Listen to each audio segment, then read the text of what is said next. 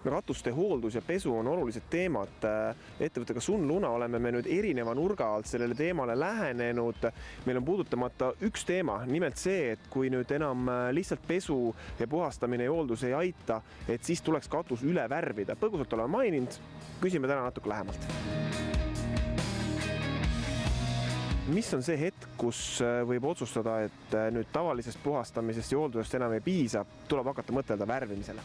Tegelikkuses me soovitame oma klientidele värvida iga 10 aasta tagant, aga kui seda tehtud ei ole, siis tuleb vaadelda katust. Kui me täna oleme siin Tallinnas Lillekülas, siis siin on üks plekkkatus, mis on hakanud roostetama ja klient soovis, et me selle asja ilusti ära värviks ja seda me ka siin täna teeme.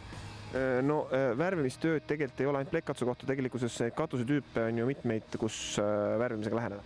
Absoluutselt, et kivikatust ja eterniitkatust on mõistlik ka värvida just selle põhjal, et need poorid ära täita seal ja seda me soovitame siiski iga 10 aasta tagant teha. Kui me räägime värvi kestvusest, siis sa mainid, et 10 aasta tagant võiks värvida. Kaua see värv püsib siis selline nii-öelda ilus uue katuse vääriline?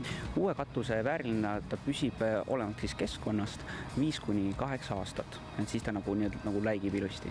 Ja 10 aasta pärast siis oleks mõistlik uuesti värvida, et selle aja pärast võib hakata värv kooruma ja on mõistlik üle värvida.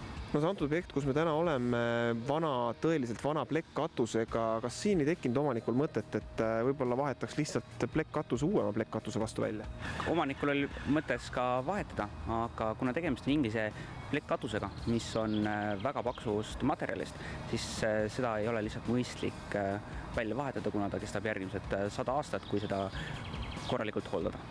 Majaomanike jaoks mingid ettevalmistusi ei ole. Et me tuleme ise kohale, vajadusel katame siis fassaadi ja teeme siis kõik ise. Ainuke asi, mis kliendi poolt on vajalik, on siis ligipääs kinnistule, elekter, vesi.